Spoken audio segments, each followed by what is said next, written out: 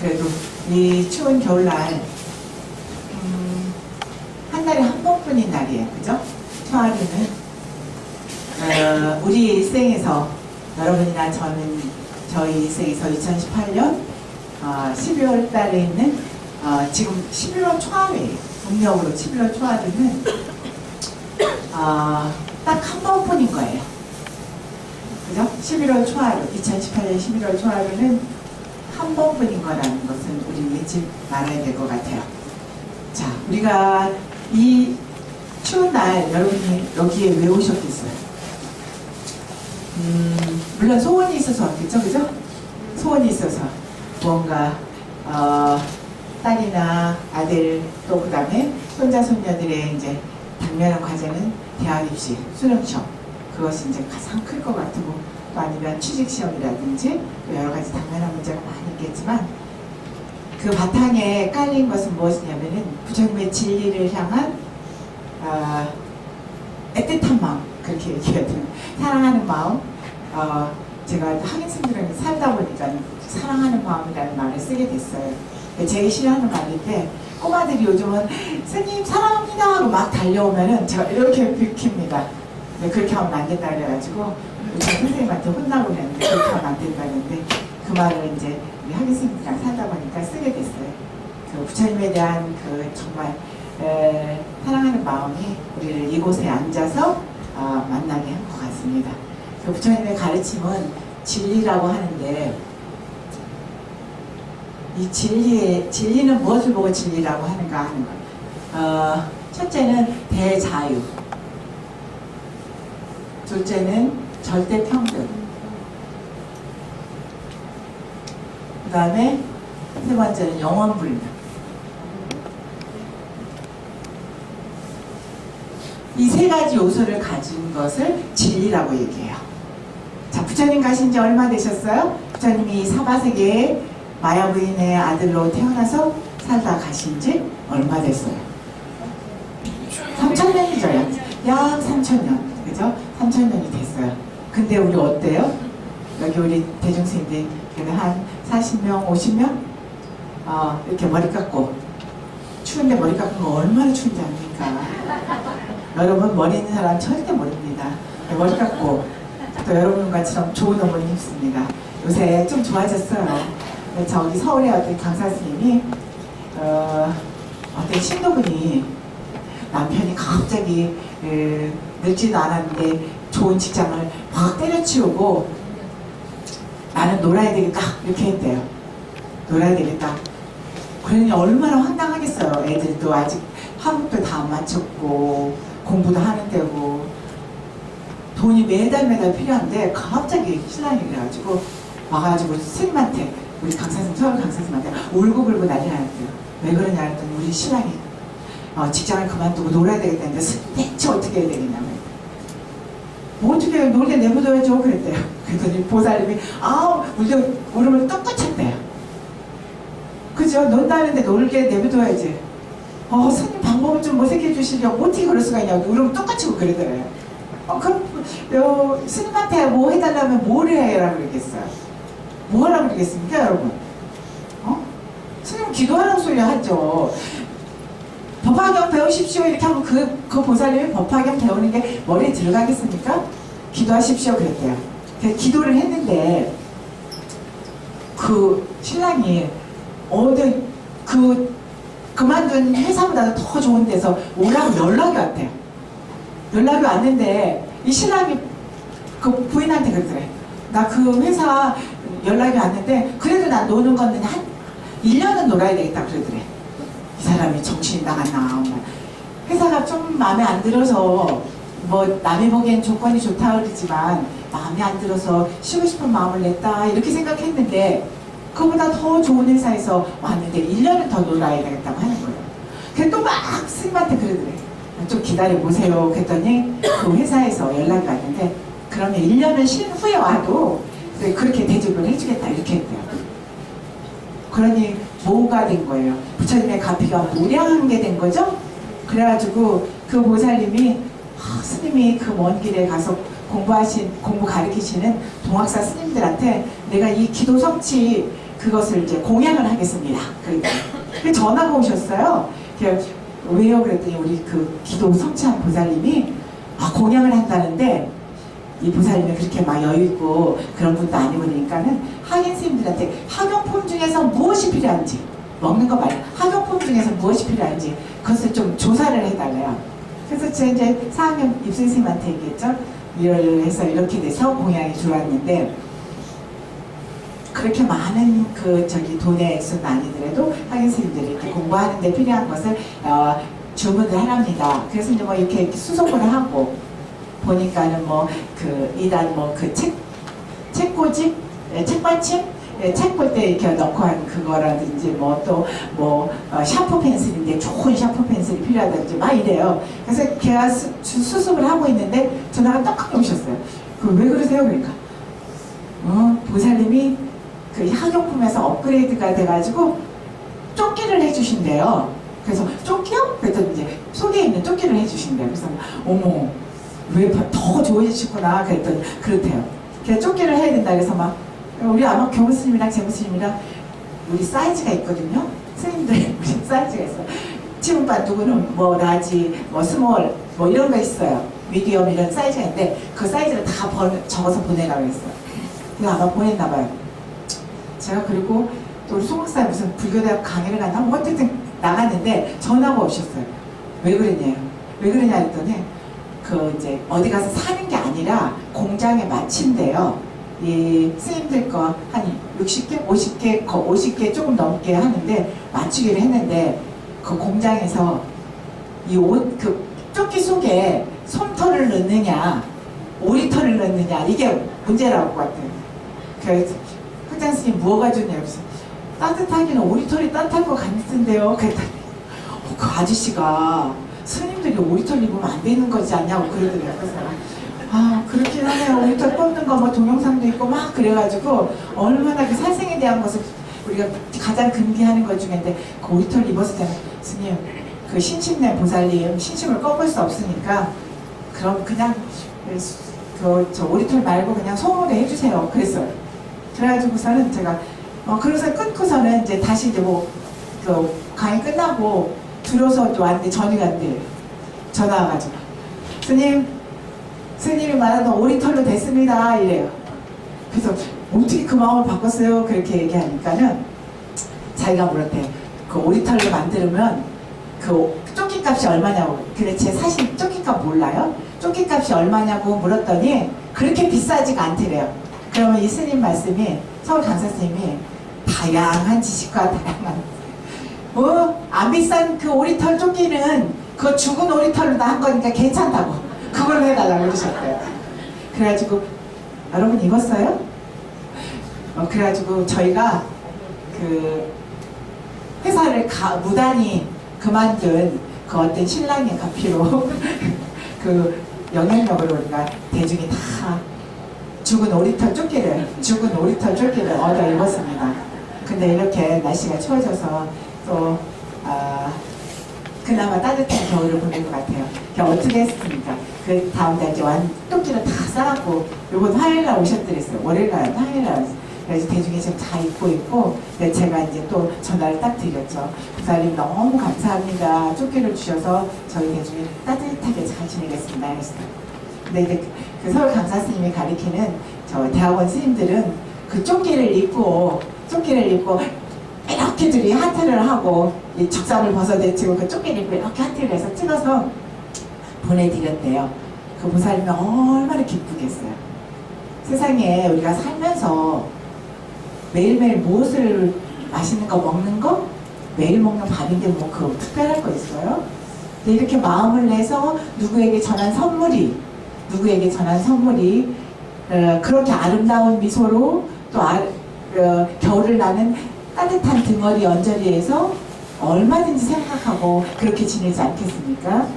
겨울이 그 보살님이 준 조끼 덕분에 또 따뜻하게 보낼 수 있는 연이 되고 또 겨울이 아니었으면 그 조끼를 받을 일이 없었을 거 아닙니까?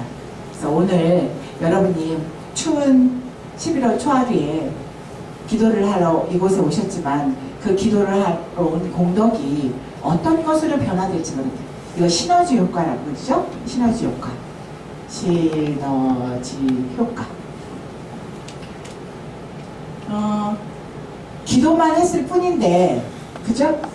아니면 그 시너지예요. 기도만 했을 뿐인데, 아니면 그 보살님의 남편이 직장을 그만뒀을 뿐인데, 그것이 무엇으로 변했어요? 우리 쫓기로 변했어요. 그죠? 좋은 쪽으로 변화해서 정말 감사하고 좋은 거예요. 그죠? 파급 효과를 쭉 연결고리를 지어서 보니까는 신랑이 갑자기 그만둔 그 일로 인해서 이 계룡산 동학사에 60개의 패딩 조끼로, 오리털 조끼로 변해서 겨울을 나게 됐어요. 오늘 하신 여러분의 기도가 어떤 쪽으로 변화되어져서 어떤 효과를 발휘할지는 누구도 모르는 거예요. 누구도 모르는 거예요.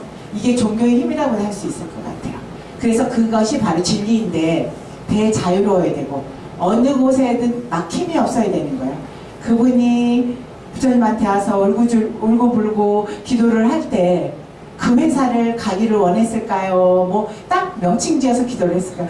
제발 제발 제발 제발 우리 신랑이 그만두지 말고 회사에 다시 들어가길 바랐습니다 했지만 그것이 이제 더 좋은 효과로 자유로워야 되는 거예요. 어디든지 막힘이 없이 이 시간과 공간을 얘기하면 더 좋죠? 이제 제가 선생님 시간과 공간이라고 하는 이 두 개념이 막힘이 없어야 되는 거예요. 부처님이 가신 지 3000년이 됐어도 우리가 이렇게 배우면서도 낡은 짓이라고 안 하고 그저 구태의연하다고 이거는 배울 필요가 없습니다 하고 사장되어지고 그냥 책장 속에 갇혀져서 보지 않는 그런 것이 아니라 지금도 이 많은 스님들이 뭐 대한민국 스님만 있습니까? 저 남방에 미얀마에 식혀만의 핑크빛 옷을 입고 출가해서 그 암송되어지는 그 경전이라든지 그런 거 다 부처님 말씀이지 않습니까? 그래서 시대와 거리, 공간을 막론하고 불려주고 있는 자유롭다는 것은 걸림이 없다는 거에서 3000년 전이나 지금이나 인도 땅이나 대한민국 땅이나 가리지 않고 그대로 자유롭게 유통이 되어지고 전해지고 한다는 거. 시간과 공간이라고 하는 것은 개념상의 문제죠. 우리가 머릿속으로. 지금 몇 시 하고 지금 거의 12시가 다 돼갈 거예요. 12시 다 돼가는데 12시의 개념도 인간이 만들어낸 거예요. 그죠? 인간이. 해를 중심으로 해서 아침에 뜰 때부터 이렇게 가장 정중하 올 때가 12시다 이렇게 해가지고 만들어낸 것인데 이 해가 뜨고 지는 겁니까? 그대로 있는 겁니까? 그대로 있죠. 과학 배웠잖아요. 우리 과학 배웠잖아요. 안 배웠으면 큰일 날 뻔했죠. 과학 배워서 그죠? 과학 배웠기 때문에 지구가 이렇게 돌기 때문에 그죠? 해는 가만히 있는데 12시가 됐다가 6시가 됐다가 하는 거예요. 밤이 됐다 낮이 됐다 하죠. 그러니까 우리가 좋다 나쁘다 하는 개념도 마찬가지예요. 지금은 좋은데 지금 머리털 파카 좋죠. 한여름에 입으라 그러면 어때요? 싫어지죠. 그런 거랑 똑같은 거예요. 그래서 그런 것에 막힘이 없는 것이 대자유란 시간과 공간, 그러니까 누구에게나 평등하게 다 절대 평등해. 이 사람에게는 좋은데 저 사람에게는 나쁘고 상황에 따라서 좀 그럴 수 있어요. 감기가 든 사람한테는 모가차가 진짜 좋은데 모가를 싫어하는 사람한테 저건 안 좋은 거거든요. 싫어하는 사람한테는 안 좋아요. 그래서 필요한 사람에게는 좋은 거지만 필요하지 않은 사람에게는 나쁠 수도 있지만 거기에 대한 가치가 똑같아야 된다는 거죠. 부처님의 가르침이라고 하는 건 사실은 조금 우리가 볼 때는 기독교인들이 얘기할 때는 어때요? 불교는 그냥 미신이고 부처님을 미시고 우상 숭배고 막 이렇게 얘기하잖아요. 그러다가 입춘 때 되면 알아요, 여러분? 천주교인들도 입춘기도 해달라고 몰래 이름 썹니다. 그거 알아요? 겁나요. 겁나서 그 입춘기도 할 때 우리 딸 3제 나가는데 3제 들어오는데 난리 나가지고 슬쩍 갖다 추방하는 스님들 테이블 위에 올려놓습니다. 인간의 심리는 거의 같은데 그렇게 누구에게나 평등하게 주어지는 것이어야 된다는 거죠. 근데 이제 각자가 현 상황 속에서 기독교인으로서 금생을 살아갈 때는 불교에 대한 절대적인 인정을 안 해줄 때, 그렇지만 그 가르침에 대한 것은 영원한 세상 속에, 그러니까 무한한 시간 속에서 볼 때는 절대 싫다고 하는 개념을 우리가 내세울 수가 없어요. 저도 이제 음식도 그렇잖아요. 음식도 젊은 시절에 좋아했던 음식을 끝까지 좋아하는 수도 있지만 안 먹던 음식을 나이 들어서 좋아하는 케이스도 있는 거예요. 그죠? 그래서 변화하는 것, 무상한 세월이기 때문에 그러한 것에서도 똑같은 가치를 지녀야 된다. 그 절대적인 평등 속에서 이것이 이루어지는 거예요. 그죠? 없어지고 소멸되어져서 그 시대만 적용되는 것이 아니었을 때, 그래서 그것이 진리라고 하고 이게 부처님의 가르침이에요.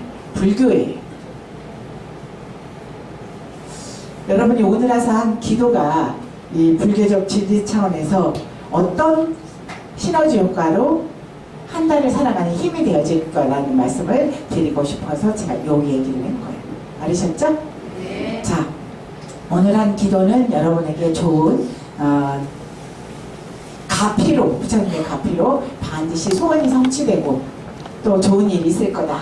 그리고 믿음, 그 믿음이 여러분을 그 원을 성취하는 밑거름이 되는 거예요. 믿음이 바탕이 되지 않으면 절대적으로 원은 성취되지 않아요. 여러분의 신이 있어서 이곳에 오셨고, 믿음이 있어서 이곳에 오셨고, 기도를 하셨고, 돌아갈 때, 밥 먹고 돌아갈 때, 아, 오늘 기도 잘했으니까 반드시 이루어질 거야. 이러고 가셔야 이루어지는 거예요. 조금 부족하다 하더라도, 아, 저 기도 안 했으면 어떡할 뻔했어. 그죠? 기도 안 했으면 큰일 날 뻔했어. 기도 갔으니까 이만하지? 이렇게 하는 거예요. 그럼 어때요? 기쁘잖아요. 그렇게. 제가 한 얘기처럼 신랑이 회사를 그만두었을 때 청천벽력 같은 그 보살님의 마음을 헤아리고 더 부처님께 기도한 공덕으로 더 좋은 회사에 놀고 싶은 대로 놀고 갈 수 있다고 하는 효과를 발휘했다. 그래서 여러분이 오늘 기도가 그런 효과를 발할 거다 하는 생각을 가시면 꼭 될 것 같아요. 자, 오늘은 법화경을 여러분하고 계속 하는데 그냥 제가 이제 이체로 공양을 받아서 하기 시작했는데 오늘은 서문을 말씀드릴 거예요. 이 법화경 중에서 서문인데 서문은 서론적인 부분이에요. 그래서 가장 이 법화경 전체적인 내용을 언제 어디서 누가 어떻게 왜 이런 얘기 이렇게 글을 쓸 때 처음 시작하는 단계에 이루어지는 거예요. 그래서 서문이 제일 처음 다뤄야 되는데 제가 좋아해서 그냥 조금만 하고 말자 하다가 중간중간 그 품을 나눠서 하다가 보니까는 이렇게 해서 안 되겠구나 싶어서 서품부터 시작을 하기로 했어요. 그래서 오늘 다음 달에 할 걸 그랬다. 그죠? 1월달 12월 초하루 있을 텐데 그때 했으면 이게 딱 맞을 텐데 그러니까 오늘 다 못 끝날 거예요. 밥 먹어야 되니까 서품을 하겠습니다. 그래서 서품은 가장 기본적인 것이고 그 책에 언제 어디서 누가 무엇을 어떻게 하라고 하는 시간 발단적인 요소를 얘기하는 곳이에요. 그래서 제가 읽어가면서 여러분하고 설명해 드리도록 하겠습니다. 이와 같이 내가 들었다. 어느 때 부처님께서 왕사성 밖의 영취산 속에 큰 비구 스님들 12,000명과 함께 머물고 계셨다. 부처님이 영취산이라고 하는 곳은 법화경 설법지예요. 지금도 인도 성지 수레를 가면 법화경 성지해서 영축산 독수리산이라고 해서 그곳에 갑니다. 지금은 부처님이 계실 당시도 그랬을 것 같은데 12,000명이 모일 수 있는 자리가 아니에요. 전체 해봤자 요만한 그 면적이 될 거예요. 요거 반만한 면적에 부처님이 앉으셔서 했다고 하는 자리가 이렇게 빨간 벽돌로 이렇게 쌓여져 조금 높게 단상이 되어 있고 그래. 갔다 오신 분도 계실 거예요. 그곳이 부처님이 이 법화경을 설법하신 곳이다 하는 거예요. 이제 여러분이 갔다 오신 분도 계시겠지만 정상에 있는 것이 아니라 이 영축산 정상에 있는 것이 아니라 중간 턱에 있어요. 그래서 잘못 가면은 리프트를 타고 올라가서 그 꼭대기 가면 일본 일련종이 만들어 놓은 거대한 절이 있어요. 그것은 일본의 일련종은 소위 경전이 법화경이에요. 우리는 대한불교 조계종은 소위 경전이 뭐예요? 금강경이죠. 금강경.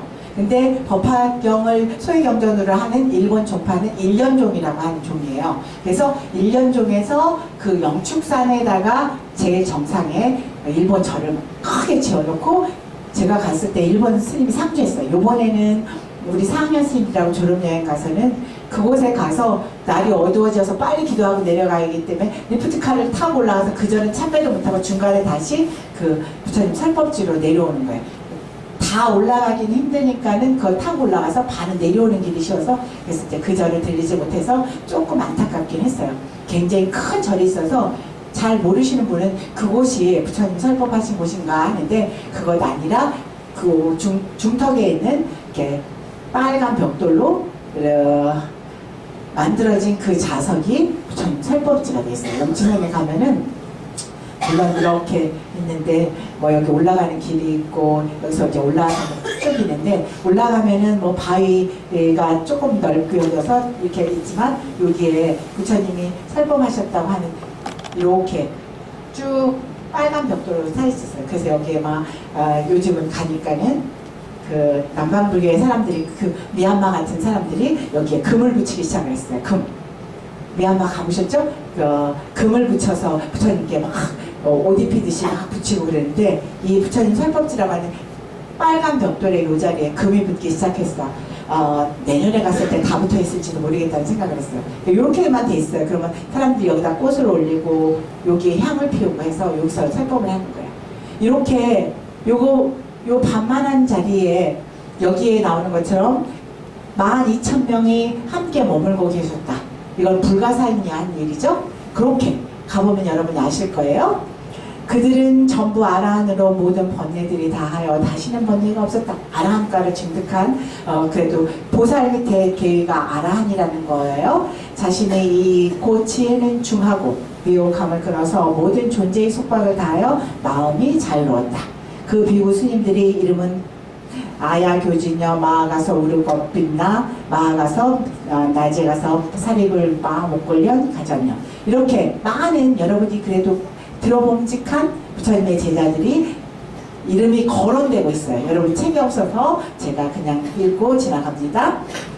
사람들에게 알려진 큰 아라한들이었다. 또 다시 유학인, 무학인 2,000명 있고 12,000명에다가 요만한데 아라한가를 12,000명 2,000명, 그 다음에 또 아라한가를 얻은 사람이 12,000명, 다시 유학, 무학인 2,000명이 있었어요. 2,000명.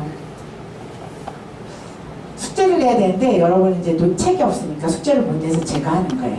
자, 그 다음에 2,000명이 있었고, 마하카사파 비구, 비구니, 마하파사파제 하는 것은 누구예요? 어머니시죠? 유모가 어머니 대신 마하파사파제의 비구니들이 6,000명이 있었어요. 6,000명. 여러분이 요만한데 6,000명 어떻게 들어갈 수 있는지 생각을 해보세요. 또 나홀라 어머니 야수다라 비구니 중 역시 자기 권속들과 함께 있었고, 그리고 8만 명의 보살 마하살. 8만 명.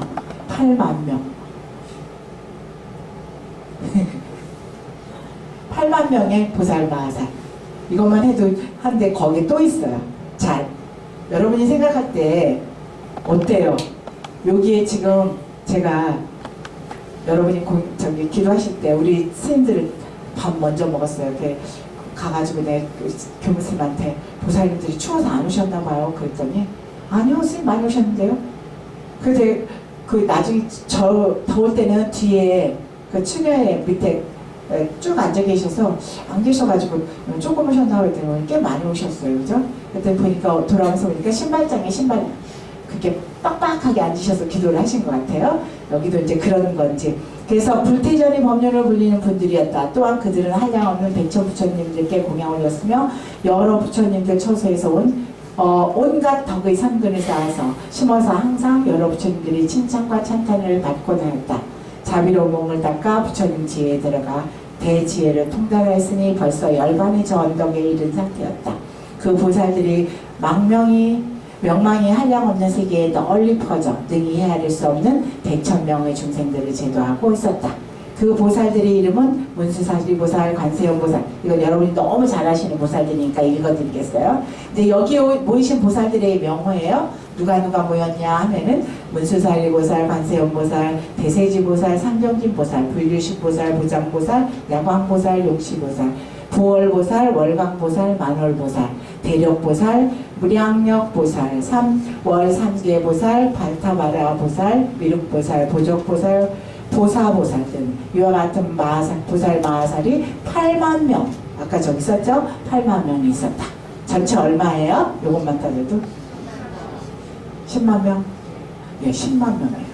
자, 요만한 장소에 10만 명 어때요? 여러분이 유마의 방을 아실 거예요. 그죠? 들어가도 그 조그만 방에 넘쳐나지 않는 것. 그래서 이제 부처님의 이제 법을 듣는 제자들의 이곳에 모인 사람들의 위실력도 알만하고 부처님의 능력을 우리가 가름할 수가 있는 것 같아요. 그때 석재 환인가 그 건속이 2만 명이 또 있어요. 천상계의 제석천왕 같은 천상계의 환인들이 2만 명이 왔어요. 2만 명. 네, 그만 따져도 되겠죠? 또 월천자, 보양천자, 보강천자 그리고 4대 천왕들 10,000명의 그들이 권속들까지 함께 왔다. 각 천자들이 거느린 하늘 천자들이 거느린 권속들 식구들이 그렇게 많았던 거예요. 사바세계의 주인이자 범천왕이신 실기 범천왕, 광명 대범천 12,000명이 천자들과 함께 있었다. 또한 8용왕, 용왕이에요. 그 바닷속에 용왕까지 이 부처님 법화경을 들으러 온가요? 용왕이 있었는데 난타용왕, 발란타용왕, 사가라용왕, 화수길용왕, 덕차가용왕. 여러분 이거는요 여러분이 들어본 적 없지만 우리 산신각에 보면은 용왕님 계시는 거 알아요? 네, 이거 우리 다 거기에 예불할 때도 사가라 용왕 이런 거 합니다. 우리 방생하죠? 여러분? 방생할 때 이 용왕님 가서 기도하는 거예요. 바다는 불교에서 좀 특별한 의미가 있어요. 저 화엄경에서도 이제 대진리를 비유할 때 바다에 비유해요. 지금 오늘 추워서 그런데 이틀 전에 눈 오기 전에 비가 이틀 동안 계속 왔어요. 그래가지고 갑자기 겨울물이 엄청 불었는데 오늘은 조금 줄어들었을 거예요. 얼었나. 바다 아무리 비가 많이 오고 내려도 저 물은 며칠 안에 다 흘러가서 도랑이 그 개울이 말라요. 그죠? 그리고 대전 충남북에 식수원이라고 하는 대청댐 있잖아요. 여름이나 봄에 가뭄이 들면 난리가 납니다. 대청댐 수위가 얼마니, 그죠? 수위가 얼마래서 상수도원이 마른다 뭐 이런 얘기가 있습니다. 댐도 강을 막은 댐도 마른다고 해요. 개울도 마르고 댐도 마른다고 하지만 대서양이 말랐다 이런 얘기 들어본 적 있습니까? 절대 없죠. 대서양 바닷물이 말랐습니다 이 얘기. 그래서 부처님의 진리를 얘기할 때 바닷물에 비유합니다. 바다는 마르는 일도 없고 이강물이라고 대한민국 한강에서 온 강물이니까 받아주고 북한에서 온 강물이니까 거부한다 하는 거 없습니다. 절대 평등처럼 모두 다 함께 안고 같이 가는 겁니다.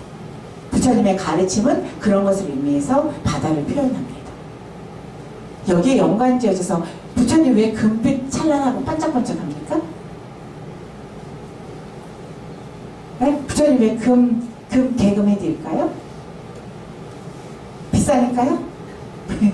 비싸니까 그렇죠. 비싸니까. 이 금빛 찬란하게 부처님 개금하는 이유도 있습니다.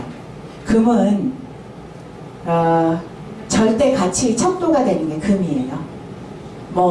옛날에 한국은행에 할 때 금을 그만큼 보장해야 금 이만큼 쌓여서 그것이 있을 때 돈을 찍어내고 그랬어요. 지금은 달라졌지만 그랬어요. 금이나 은을 그렇게 그 가치가 한국은행에 보관될 때 그걸 찍어내고 그런 거예요.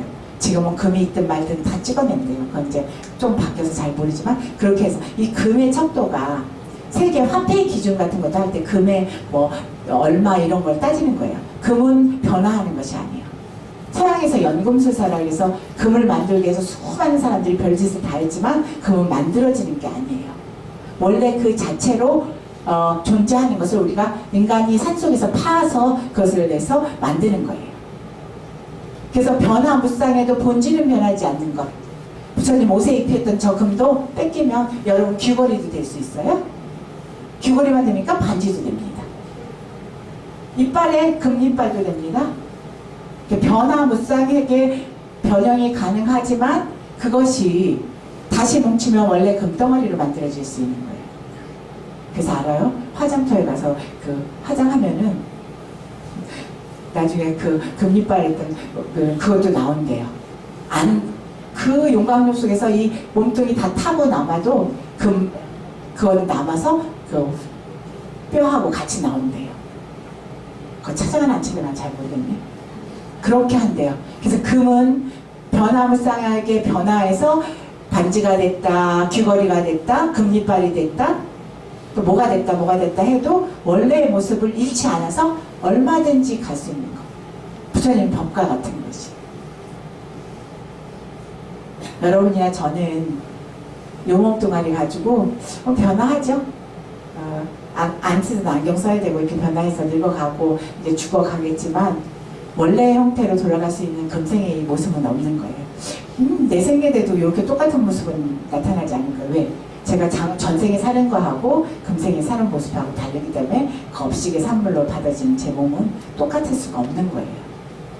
그렇게 우리가 절대적인 어떤 가치를 지닌 부처님의 가르침이 이곳에 설해질 때 모인 수많은 대중, 우리가 얘기할 때는 반드시 우리의 근기상, 우리의 역량상 생각할 때 이곳에는 들어갈 수 있는 인원이 많아야 1000명 정도, 1000명도 이렇게 콩나물처럼 이렇게 서야 1000명이 갈 수 있는 자리지만 부처님의 법 안에서는 이곳이 고무줄처럼 늘어나고 무한대의 영역, 그리고 여기만 그 지상에 있는 이 공간만이 부처님의 설법지가 된 게 아니에요.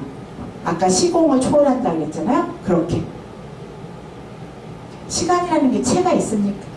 시간이라는 게 뭐가 있어요, 여러분? 아까 얘기한 것처럼 지구가 돈다는 뭐 그런 얘기는 말더라도 배가 고프다는 것 때문에 밥 먹어야 돼서 12시구나 점심이구나 이렇게 하는 거죠. 시간은 아무것도 걸림이 없는 거예요. 그렇기 때문에 아까 금이 이빨로 변했다, 반지로 변했다, 목걸이로 변했다 하는 것처럼 걸림이 없이 오고 가는 건데 우리가 업식에 의해서 그것을 정지시키고 내생 2018년이 19년이 이렇게 따지는 거예요. 그런 거 같죠?